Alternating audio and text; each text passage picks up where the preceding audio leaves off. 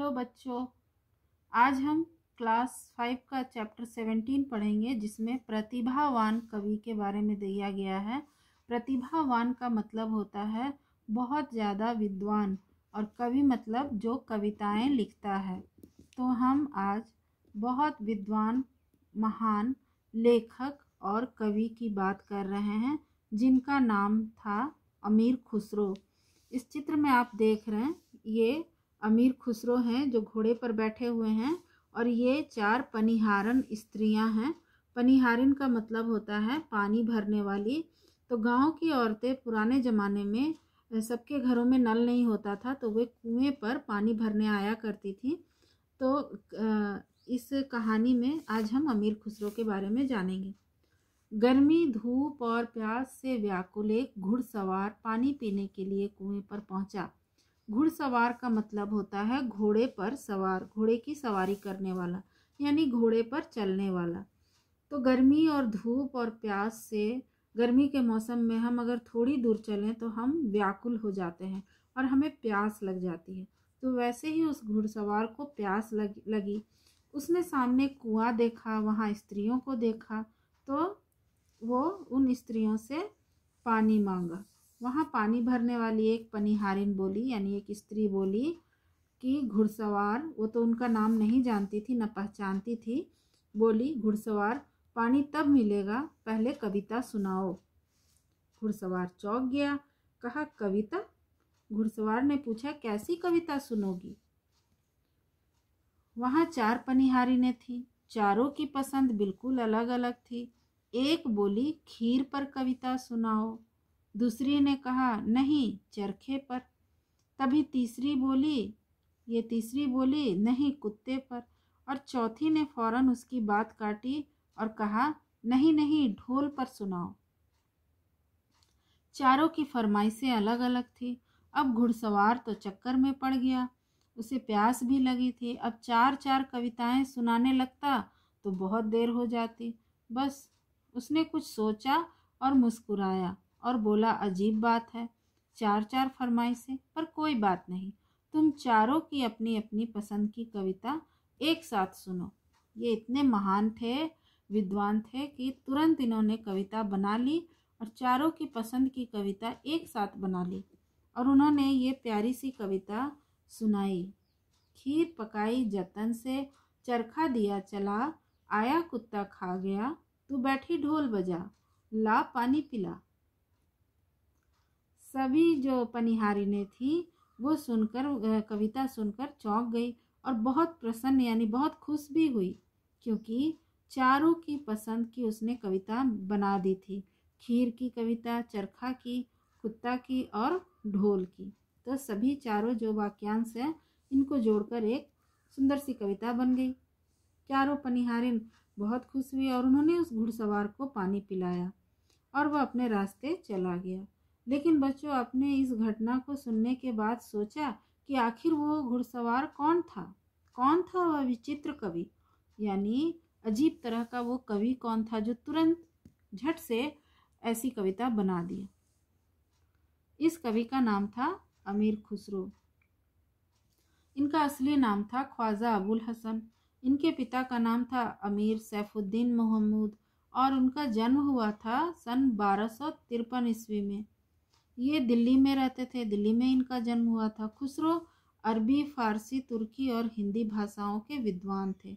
सोचो बच्चों, ये कितने बड़े विद्वान थे कि इनको 4 भाषाएं आती थी, अरबी, फारसी, तुर्की और हिंदी, और सभी भाषाओं में ये पूरी तरह से निपुण थे। राज दरबार यानी राजा के दरबार में इनका बहुत सम्मान था। इन्होंने अपने जीवन काल में यानी अपने जीवन में 7 बादशाहों का शासन देखा दिल्ली में। उस समय दिल्ली देश की राजधानी थी, आज भी है, पर उस समय जो दिल्ली पर शासन कर रहे थे तो 7 बादशाहों, 7 राजाओं का शासन काल उन्होंने अपने जीवन में देखा। उन दिनों भाषा जानने का बड़ा झंझट था, क्योंकि भारत में जो बाहर से राजा आए थे वो अपने साथ अपनी भाषा लाए और यहाँ के लोगों पर थोप दिया।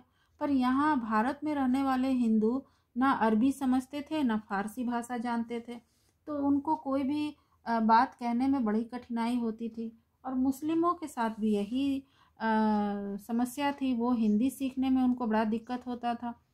तो इस तरह उनके भाषा के आदान प्रदान में भावनाओं के उनको बहुत दिक्कत होती थी। एक भाषा जानने वाला दूसरी भाषा के शब्दों अर्थ को नहीं जान पाता था। इसके लिए अमीर खुसरो ने दिमाग लगाया और खालक बारी नामक एक बड़ा सा ग्रंथ लिखा, यानी एक मोटी सी किताब लिखी। खालक बारी यानी हम अभी के बोलचाल की भाषा में कहें तो बच्चों उसे डिक्शनरी कह सकते हैं। जैसे हिंदी इंग्लिश डिक्शनरी आपने देखा और पढ़ा होगा, उसी तरह से यह था। हिंदी अरबी फारसी आदि एक जैसे अर्थ वाले शब्द एक साथ दिए गए हैं, यानी हिंदी अरबी फारसी शब्दों का डिक्शनरी। इससे एक चीज़ आसान हो गई कि लोग को भाषा समझने में दिक्कत नहीं हुई। मुस्लिम लोग अरबी फारसी का हिंदी अर्थ देख लेते थे और जो हिंदू लोग थे वो हिंदी का अरबी फारसी अर्थ देख लेते थे। इस तरह उनको भाषा सीखने में आसानी हो गई। तो ये बहुत बड़ा काम किया अमीर खुसरो ने भाषा के क्षेत्र में। दूसरी बात, खुसरो के लिखे हुए 94 यानी 94 ग्रंथ बताए जाते हैं, यानी मोटी 94 किताबें उन्होंने लिखी हैं। पर उसके बाद देश में बहुत उथल पुथल हुआ।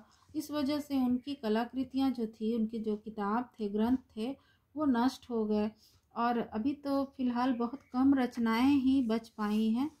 खुसरो की कविताएं लगभग 750 वर्ष पुरानी हैं। इसलिए आप सोच सकते हैं बच्चों, 750 साल पुरानी किताबें मिल पाना बहुत मुश्किल है। इसलिए अभी उनकी बहुत कम ही किताबें हैं जो अभी मौजूद हैं। लेकिन उस समय उन्होंने उनकी जो कविताएं हैं उनकी भाषा आजकल दिल्ली मेरठ के आसपास बोली जाने वाली हिंदी भाषा से मिलती है। खुसरो ने लोगों का मन बहलाने के लिए दोष खुने लिखे। अब दोष खुने क्या है ये भी जान लें आप, जिनमें 2 या 2 से अधिक प्रश्नों का एक ही उत्तर होता है, उसको दोष खुने कहते हैं। जैसे पंडित क्यों प्यासा, गधा क्यों उदासा, लोटा न था, घर क्यों अंधियारा, फकीर क्यों बिगड़ा, दिया न था। इसमें ये जो 2 प्रश्न हैं इन दोनों का एक ही उत्तर है, लोटा न था। यानी पंडित इसलिए प्यासा था क्योंकि लोटा एक तरह का बर्तन है, पात्र है जिसमें पानी पिया जाता है, तो लोटा नहीं था इसलिए पंडित प्यासा था। और दूसरा प्रश्न है गधा उदास था क्योंकि वो लोटा नहीं था, यानी वो धरती पर लोटपोट नहीं किया था इसलिए उदास था। दोनों प्रश्नों का एक ही उत्तर हो गया। उसके बाद घर में अंधेरा क्यों था, क्योंकि दिया न था। दिया यानी मिट्टी का वह पात्र जो जलता है, जिसमें रोशनी की जाती है। और फकीर क्यों बिगड़ा, यानी फकीर यानी भिखारी क्यों गुस्सा हो गया, क्योंकि उसको कोई भिक्षा ना मिला। तो इस तरह से इन दोनों प्रश्नों का एक ही उत्तर, इन दोनों प्रश्नों का एक ही उत्तर, इसलिए इसको कहा गया है दोष खुने। उसके बाद खुसरो की मुकरनियाँ भी प्रसिद्ध हैं। मुकरनी मतलब मुकर जाना, यानी मना कर देना। तो इसमें खास बात यह है कि मुकरनी का मतलब होता है कि जो शब्द हैं, जो प्रश्न है उसका जो उत्तर है वो उत्तर ना होकर कभी उसे मना करके चमत्कार पूर्ण ढंग से उसका दूसरा ही उत्तर निकाल देता है, उसे मुकरनी कहते हैं। जैसे यहाँ उदाहरण दिया हुआ है, वह आवे जब शादी होए, उस बिन दूजा और न कोय, मीठे लागे वाके बोल, ऐ सखी साजन ना सखी ढोल। इस तरह से इसमें जो सवाल है उसका मतलब साजन भी हो सकता है और ढोल भी, पर साजन का जो उत्तर है उसको मना करके कवि ढोल पर जोर दे रहा है कि इसका मतलब ढोल होगा, क्योंकि शादी में इसका भी बहुत महत्व होता है। उसके बाद हमें लगता है कि यहाँ दूल्हे का वर्णन है जो शादी में सबसे महत्वपूर्ण है, किंतु कभी उसे मना करके ढोल का नाम उत्तर के रूप में दे देता है। तो इसलिए ढोल बाजे का भी शादी में बहुत महत्वपूर्ण होता है, इसलिए इसको मुकरनी कहते हैं। उसके बाद है खुसरो ने ढकोसला या अनमिल छंद भी लिखे हैं। वे बड़े अटपटे होते हैं, यानी वो मैच नहीं करते, उनके छंद मिलते नहीं हैं। पीछे दिया गया खीर पकाई जतन से वाला जो कविता है वो अनमिल छंद है, क्योंकि वो जो छंद है, जो वाक्यांश है, वो एक दूसरे से मैच नहीं कर रहे हैं, सब अलग अलग टॉपिक पर है, इसलिए उसको ढकोसला या अनमिल छंद कहते हैं। पहेलियाँ। अमीर खुसरो ने बच्चों और बूढ़ों को मन लगाने के लिए पहेलियाँ भी बहुत सारी लिखी। सुंदर सुंदर पहेलियों की रचना अमीर खुसरो ने की ताकि सबका मनोरंजन हो सके। सबसे मज़ेदार बात यह है कि बहुत बार तो पहेली में ही उसका उत्तर छिपा रहता है और इसे अक्ल लड़ाओ यानी दिमाग लगाओ और ढूंढ लो। जैसे 20 का सिर काट लिया, ना मारा ना खून किया, इस तरह से। तो इसमें इसमें आप देख रहे हैं कि ऐसा क्या है जो इसके अंदर ही इसका उत्तर है। दिमाग लगाइए और ढूंढिए। उसके बाद और भी पहेलियां हैं, जैसे बाला था जब सबको भाया, बड़ा हुआ कुछ काम न आया, खुसरो कह दिया उसका नाम, अर्थ करो या छोड़ो गाँव। तो इसमें भी इसका अर्थ छिपा हुआ है। श्याम बरन दांत अनेकन, लचकत जैसे नारी, दोनों हाथ से खुसरो खींचे और कहे तू आरी।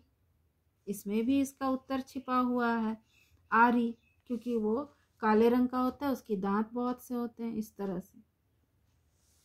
उसके बाद कुछ पहेलियों में उत्तर नहीं है, किंतु थोड़ा विचार करें तो जरूर समझ सकते हैं। जैसे आना जाना उसका भाई, जिस घर जाए लकड़ी खाए, यानी आना जाना उसका भाई, जिस घर जाए लकड़ी खाए, यानी आरी।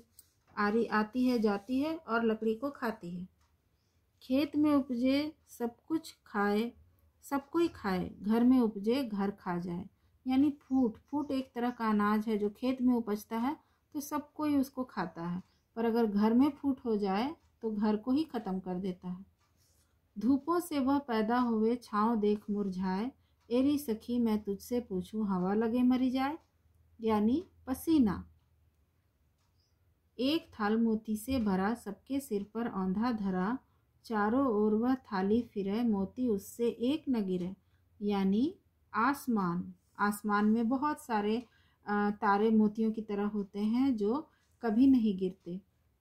एक कहानी मैं कहूँ सुन ले मेरे पूत, बिना परो वह उड़ गया, बांध गले में सूत, यानी पतंग, जो बिना पंख के ही आसमान में सूत के सहारे, धागे के सहारे उड़ जाता है।